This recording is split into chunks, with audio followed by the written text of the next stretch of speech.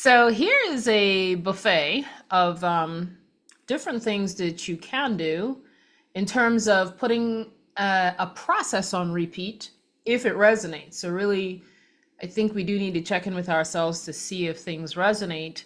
But if you don't, if there's some, I would say first ask yourself, with regard to this new reality that I'm choosing to step into, that I'm choosing to materialize in my physical reality, is there anything around that that seems to require some reprogramming? But for now, here is a buffet of experiences.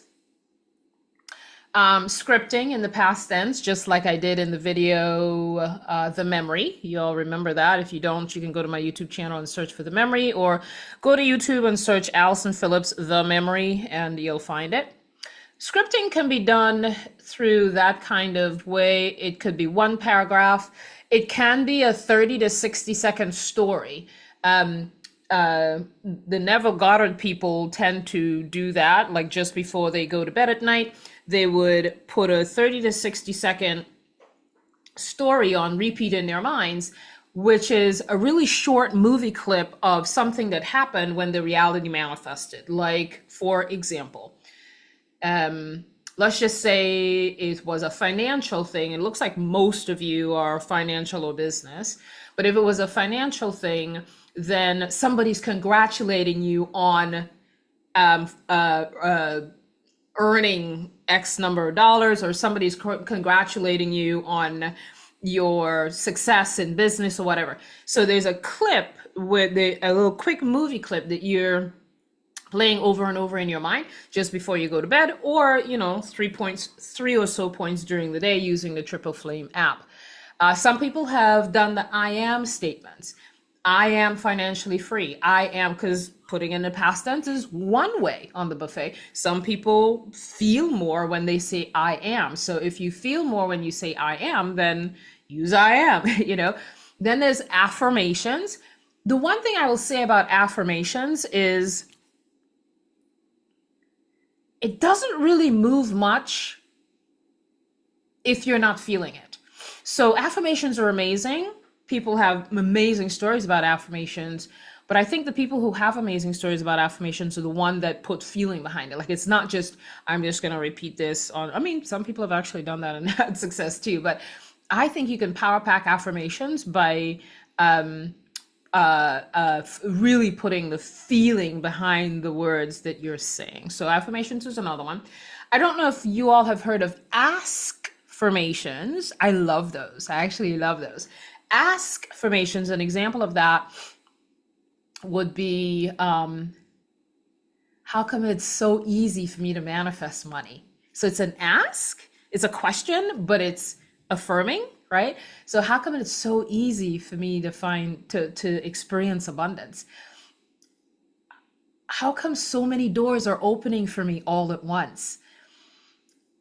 How come I'm feeling so much energy in my body, right? So all of those are asks, but it's an affirmation as well. So those are examples of ask-formations. That's another thing you can put on repeat. I put the embodiment of my true identity on repeat for many months, which is why I'm in this space where this reality doesn't seem as real, or I can experience the realness of this reality, yet still stand back behind what's happening, And it's because I put the embodiment of my true identity on repeat over and over and over and over and over. And that has helped me with every area of my life. So what does that look like?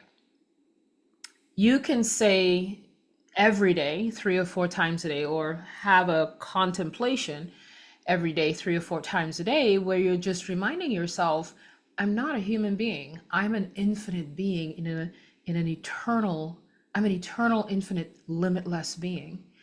And really deeply contemplating what that means. And Course in Miracles have people think about, or have people contemplate, I am not a body, I am free.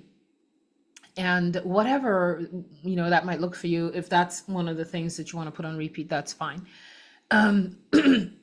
Oftentimes we think, I want money, so I need to put a money thing on repeat. Not necessarily, right? So really look within yourself as to what resonates for you, and choose something that really, really makes you move into a different energy when you have it on repeat. Another one is recording your own voice. I can't remember where the research paper was that I read, but the sound of your own voice is the best frequency to listen to. People listen to all these different frequencies online. The sound of your own voice, even though sometimes we don't like to listen to the sound of our own voice, but use the voice recorder app on your cell phone. Most cell phones do have it, to record something that you listen to first thing in the morning.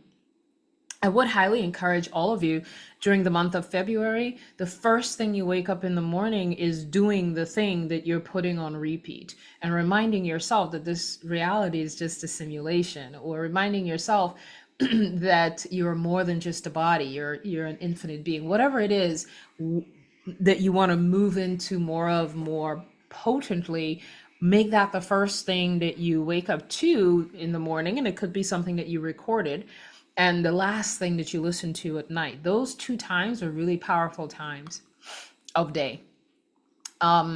Embodiment of your envisioned earthly identity. So this is for those of you who feel more resonant at this current time. I think everyone is moving into the place of their true identity as eternal infinite beings.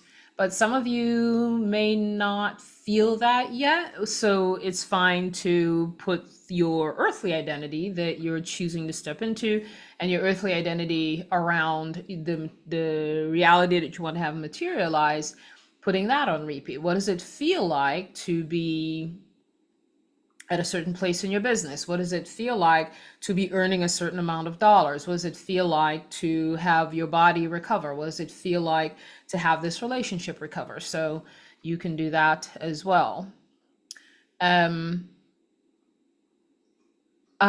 Forgiveness journaling might be a good thing for some of you to play with this month. Now, what I'm sharing here is a buffet. You can choose one thing that you're putting on repeat all the time for the full month, and you can also play with some of these other things during the day. Now that you're giving up all your social media time and you have all this space, you can, I'm making an assumption that all of you are social media fasting this month, and you have all this space. Well, pick something off the buffet and play with it, okay?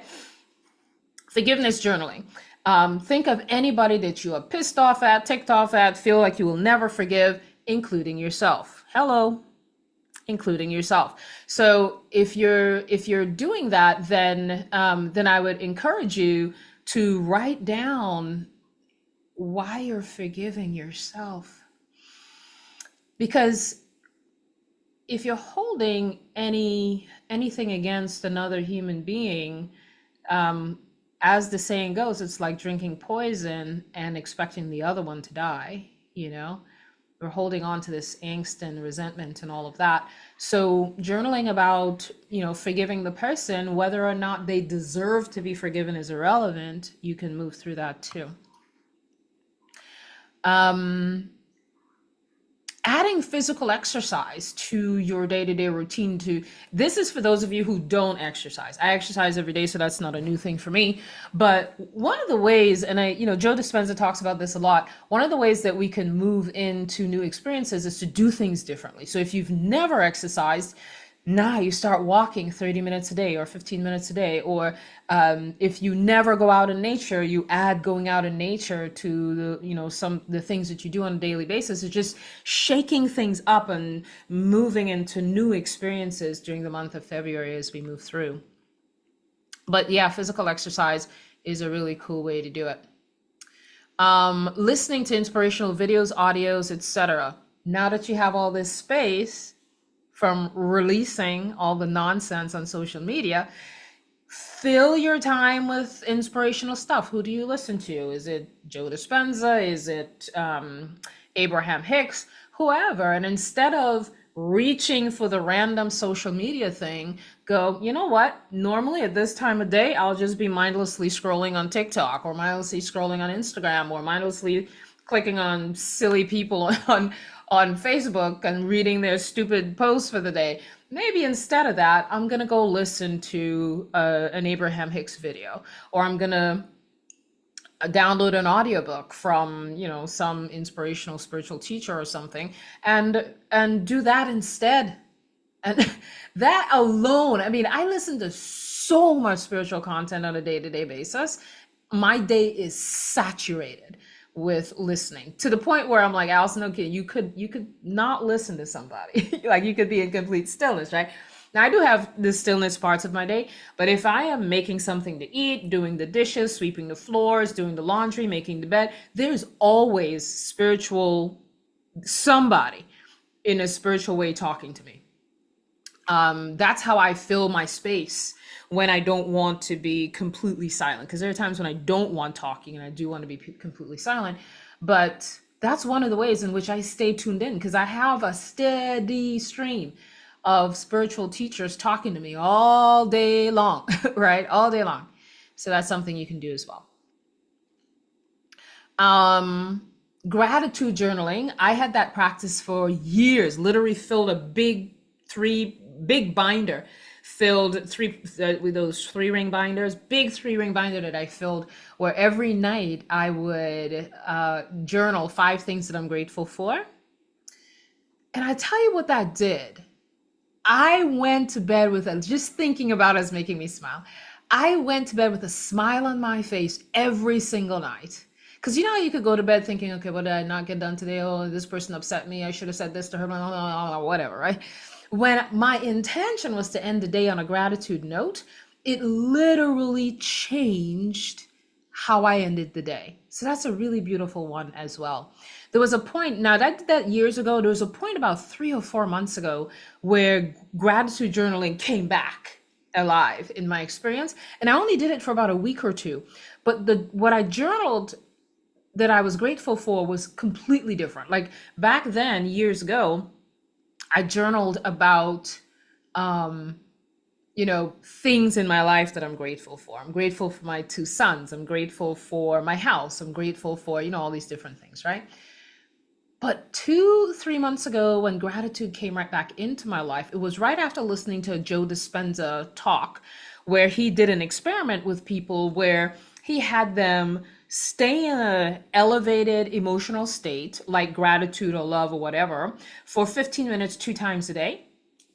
And at the end of the week, their physiological changes, I can't remember how he described it, but it was the same physiological thing. I don't know the science behind it like Joe Dispenza does, but the same physiological stuff that comes together to combat diseases actually came together for each of these people just as a result of doing an elevated emotion 15 minutes 2 times a day. Isn't that amazing? And some of them, all they did was gratitude stuff, just sitting in a state of gratitude and just conjuring up in their minds all the things that they're grateful for 15 minutes until they get to that place where, like, when I'm doing it, when I used to do it, there was this just smile on my face, right?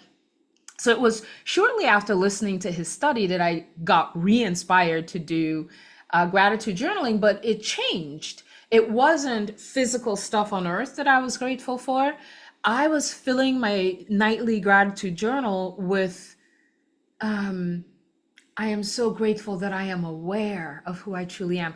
I am so grateful that I understand the nature of this reality. I'm so grateful. It was all the spiritual stuff that I was awakened to, that I was filling my gratitude journal around. But it was powerful, incredibly powerful as well. So I wanted to share that. Meditation, of course, you can put on repeat. Most of you probably already have that on repeat. I'll share a couple of things about that though. I cannot listen, for the most part, cannot listen to spoken meditation, because I end up getting distracted by the cadence of the person's voice, the way they talk, you know, the way they pronounce words. I get distracted by that. So I can't listen to, most of the time, I cannot listen to a guided meditation. For me, it's complete stillness. Like literally, I could sit for 45 minutes in complete stillness, without anything playing, with no music, nothing. So there's those two different forms of meditation. So just be aware you can play with either one of those. Following your passion is another thing. Of course, if you're following your passion, of course, that leads to elevated emotions. But not only that, when you're following your passion, it seems like little things that you're following, but it can lead to so much more. I'll give you a couple of examples, or one example. The other night, no, last Friday, all I wanted to do at the end of the day was go get ice cream. I don't know what it was. It's like I'm gonna go get ice cream. I gotta go get ice cream. Now there's the healthy person in the back of my mind going, you really did. You're working out every day. What you doing? Going to eat it, right? That little voice was in the back of my head. But there's this thing in me. I gotta go get some ice cream. I want an Oreo kind of ice cream, right? And I went to go get the ice cream. Now, usually I don't drive a whole lot. Honestly, I probably drive maybe 20 miles a month, if that. Okay, I don't go anywhere. But I drove to get the ice cream cone, and as I was driving, I turned on inspirational stuff because that's what I do. My go-to is inspirational stuff. I want to hear somebody speaking into my life about who I am, and I have that ongoing on a daily basis. But when I got into the car, for whatever reason, whatever I was listening to put me in such a place of remembrance of who I am, even though walking to the car, I wasn't there. I was in, I just got done with an activity and now I'm going to go get some ice cream because that's what I want. I was arguing with my mind going, oh, you really want to go get ice cream? You had a really good workout week and blah, blah, blah. I'm like, nope, we getting ice cream. And as soon as I sat in my car and my car thing picked up my cell phone, it started playing something that I had been listening to on YouTube earlier that day.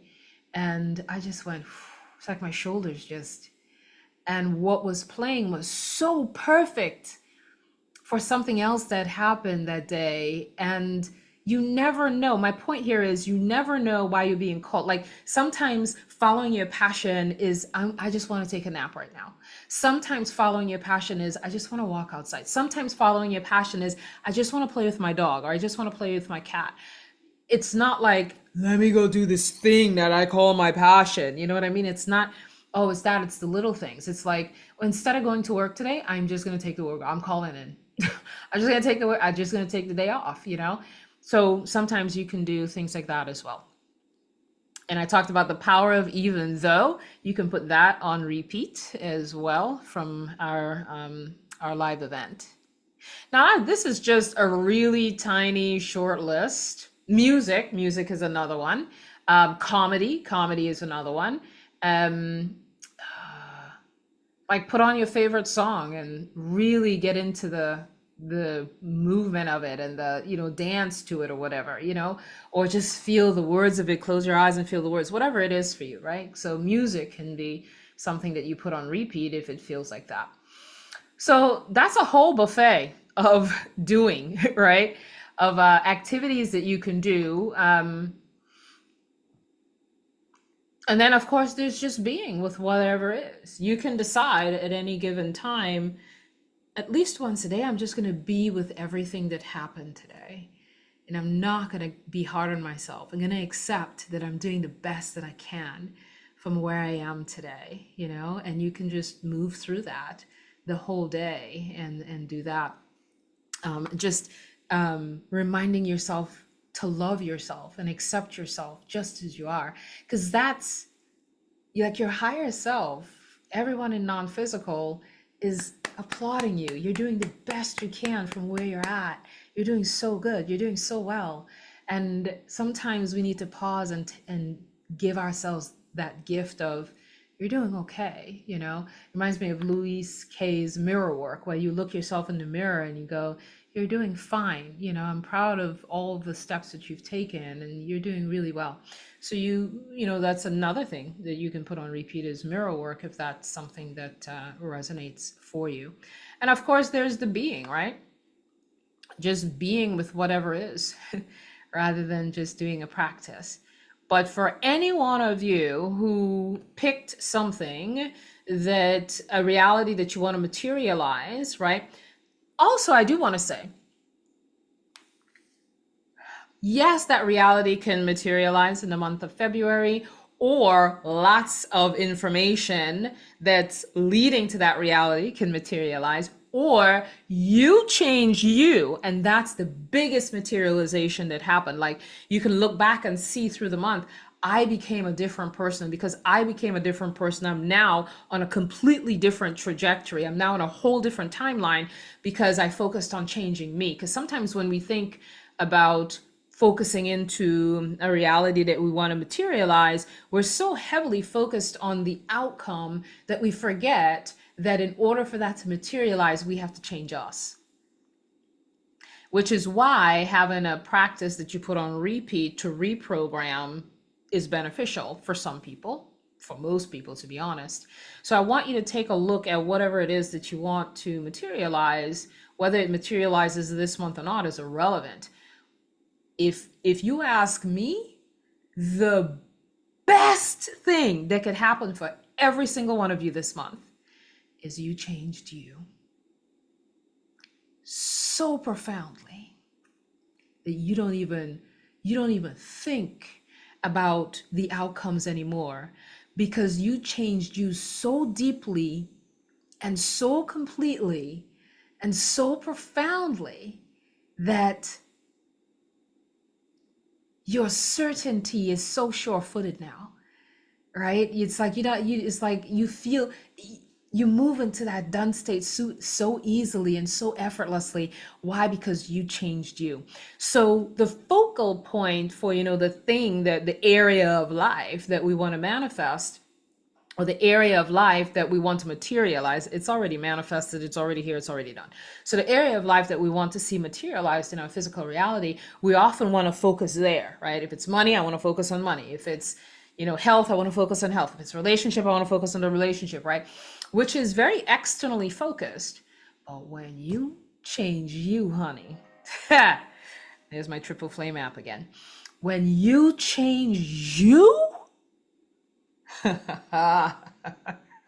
listen, when you change you and everything in your reality starts to shift because you changed you,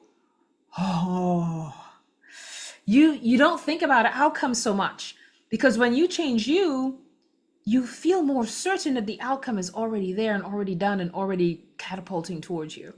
And you're more in more of a celebratory mode. You're more in a state of gratitude because you changed you. So that's something I want to underscore for the month of February 2025 as we move through with the small group that we're doing. And I'll share this publicly on YouTube too, because it may be helpful to others. But man, if that's the only thing that happened in the month of February, if that's the only stories that come out of this month, is I changed me in a remarkable way. And I'll never be the old me again. I feel so sure-footed. If that's the only thing that happened, that would be amazing. That would be amazing. I would be celebrating that for a long time to come. Because once you change you, man, everything changes anyway. All right, that's the end of this video. I've yapped on enough. Did 2 hours now, I did another 30 minutes. But hopefully that's helpful to those of you who are in the February 2025 small group. And I'll put this out on YouTube as well, because it may be helpful to others too. All right, I'll see you guys when I see you during the month. It's going to be amazing. Bye.